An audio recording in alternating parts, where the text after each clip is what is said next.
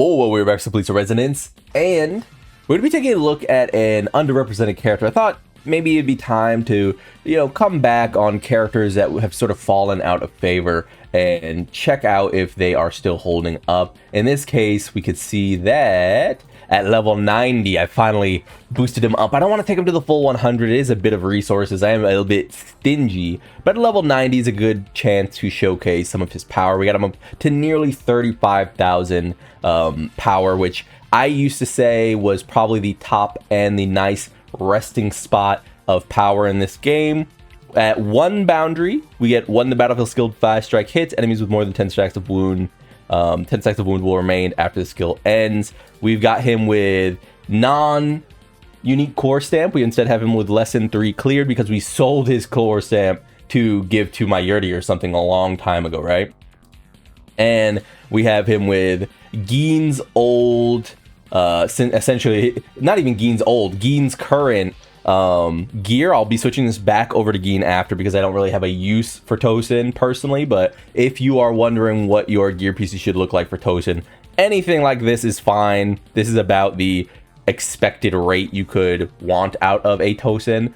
You could obviously have crit damage here if you so desire, but yeah, this is a nice set. I mean, it's Gein, it's my Gein set. You can see right here, Gein does not have gear, but yeah, what this should allow is a more true Shikai Ichigo focus, and what I'm sort of aiming to accomplish in doing this video is for true Shikai Ichigo to have not only a highlight, but an example that pulling on the Nelliel rerun banner isn't super necessary for clearing content. The reality is, in this game, do you need it? And I would say, actually, the reality in all mobile games is, do you need this to clear what is ever happening? In a PvP game, do you need that character to hopefully oust lazy low spenders or whales or other free-to-plays who are in your division? In a PvE game, do you need to pull on that character so you can clear events, you can gain the rewards that are sort of trickling in, stabilize your account, flesh out your account, right? In this case, I actually believe that true Shikai Ichigo is strong enough to sort of do this relatively consistently with a character like Tosen. Now, that does leave the floating modifier of Mayuri, who is, of course, is extremely powerful. I would say that if you don't have Mayuri, I would just be looking to use a character like Yurahara or Rangiku specifically. Mayuri will continue to be the ghost that hangs over the, Serraty or whatever. Like, there is no replacement for what he's providing. Of course, we had that talk where he is a little more inconsistent with the strike team or what have you, but I mean, the reality still is that when it comes to ailment, when it comes to most teams in the game, he's going to be their best shot. He's just that powerful. So until we get him returned on whatever banner they throw him on, I can't help but really use him and demonstrate why you should pick up Mayuri the first time he comes back if you were someone who wants to have a thrust team that's just done. Because I think the next time we are talking about thrust supports,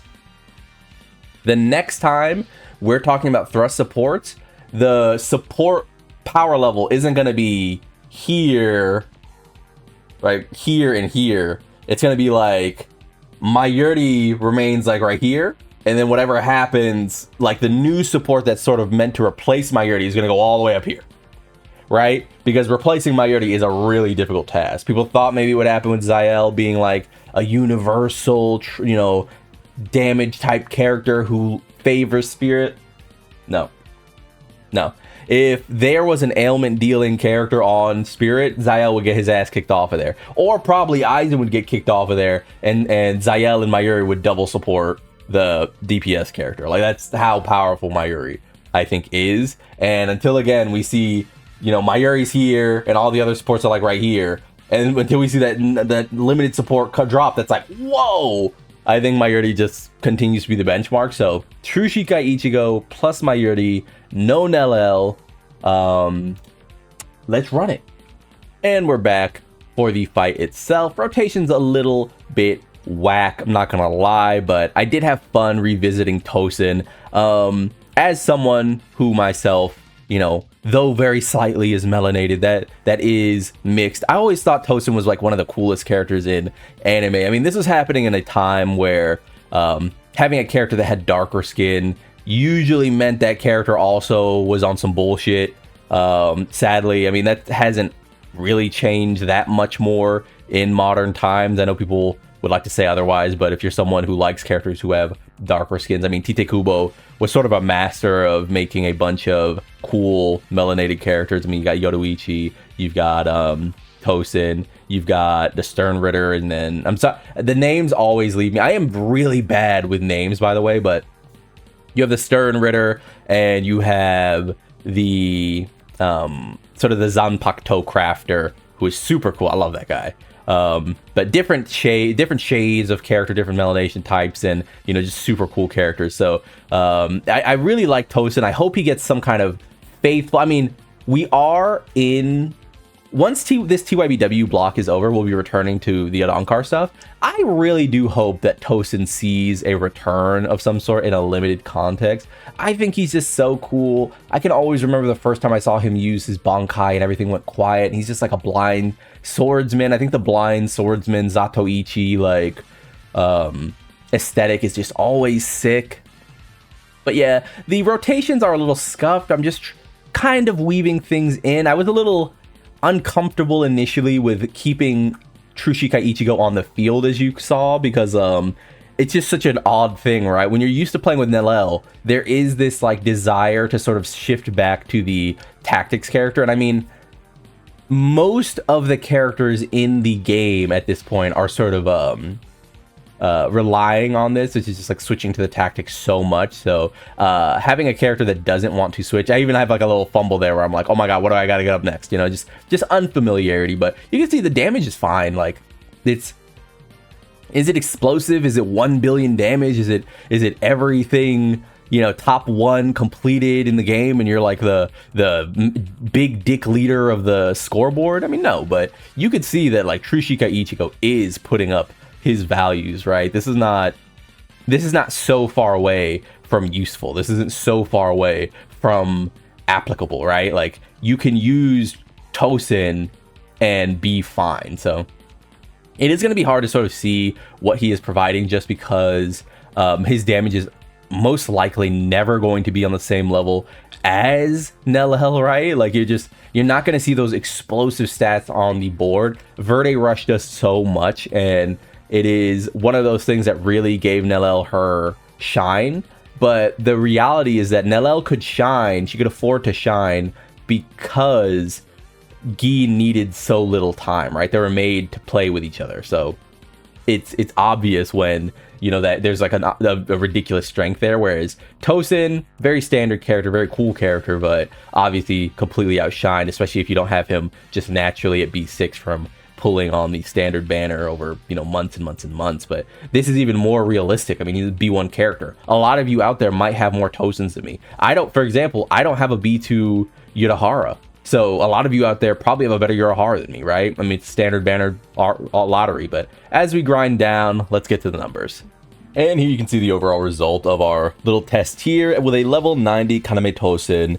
No core stamp, by the way, just to repeat in case you skipped to this point, or, you know, you just went past, it's fine. But no core stamp, just a level 1 weapon, or a Ascendancy 1 weapon stamp, a Boundary 1 Tosen, and he ends up doing 18.87 million, but doesn't really matter at all because Ichigo ends up doing 219 million. This averages out to over 2 million DPS, which is the sweet spot for passing most of the PvE like content in the game, essentially the tower, etc. It's like 242 million damage, like total damage, is more than enough to qualify you for like clearing, right?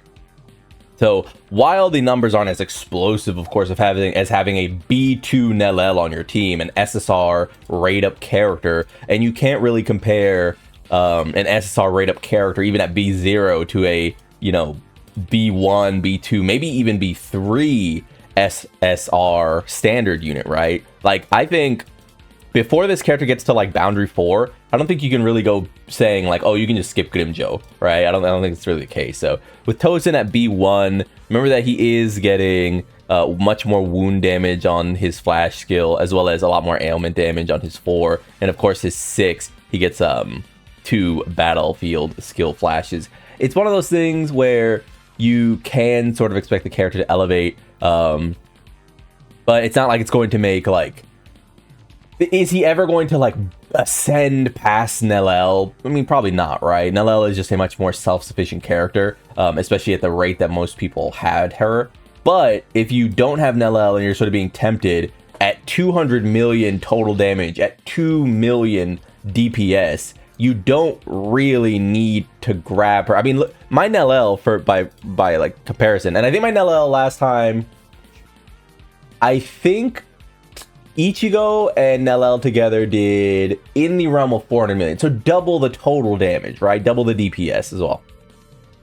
She is Ascension level 5 on her core stamp, right? She doesn't have a weapon stamp boundary or anything, but she does have 2 boundaries in general, right? 2 dupes. So she is a very pumped character for me. She is a very strong, a very powerful character for me, right? By comparison, it's just like Nelliel, or rather, Tosen is a character that I sold off his core stamp once he was no longer useful. You know, I got rid of his stuff because I wanted to beef up other characters' core stamps, grab my Yuri's core stamp, stuff like that, right?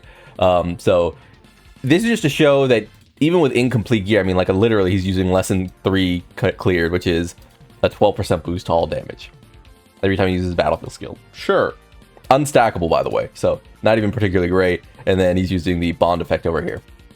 Not particularly great, still makes a good amount out of it. And I think that does sort of speak to the power mostly of Trishika Ichigo, who again is at boundary 1, boundary 0 for me rather. No boundary 1, no dupe. I don't even know if I'll grab a dupe. He feels like complete. He feels fine without it, which means I don't really feel incentivized to grab a dupe or chase a dupe when I think he's just great enough, right? Like essentially doing 200 million damage by himself. Like, I don't think Grimjo is doing that with Komamura, and I don't know if Okieta is doing that with Rukia. Maybe they are. Maybe they are. I know Kenpachi's definitely not doing that most of the time with Byakuya, even with like, you know, boundary 1 in him. Maybe a boundary 2, but I feel like Trishika Ichigo just like slaps. I feel like he just gaps, man, at B0. You could start talking about those characters at B1, B2, of course, holding their own and, you know, doing that. I mean, Grimjo is a character I did grab a single boundary for because I think his is so good. But again, at B0, I don't think he's doing that. I don't think he's going to 200 million plus, you know, 2 million DPS in 120 seconds with Komamura backing him up. So it just highlights that 1, Ichigo is very powerful. 2, Mayuri is very powerful, and with this character possibly receiving a buff sometime soon, it does lead me to believe that this character will be rerunning in some capacity. If not, he's going to be on that paid selector, it looks like. I do think a paid selector is kind of like, but also, I mean, there's not much that has been like overpriced or whatever in this game. I feel like they've been pretty lenient to whales and low spenders, so it's a mobile game ultimately. I mean, you could feel like it's shitty that Mayuri is like literally the best character in the game. He hasn't really returned at all. Obviously, I don't think that's unfair for you to feel, but also it is a mobile game. It is a gacha game, so it doesn't also surprise me. I'm not like under an illusion that like this isn't what this game is, I guess is how I feel about it. So yeah, pretty impressive. Again, I think that if you grab Trishika Ichigo and you're still sort of wondering if you grab Nelliel, it's not that she won't offer any power. I'm not gonna go that far or anything, right? But at 12 days until the next character comes out, almost a week until the next character comes out, but a little under a week and a half, I suppose, or a little under 2 weeks, I should say, until the next character comes out, it does seem a little scary to try and push your Jade luck to the point where you need to rely on hitting a little inconsistent bump of luck to get the next character. So until then, I think Tosen is just fine. I think the play style is really nice because you're just seeing Ichigo on screen way more.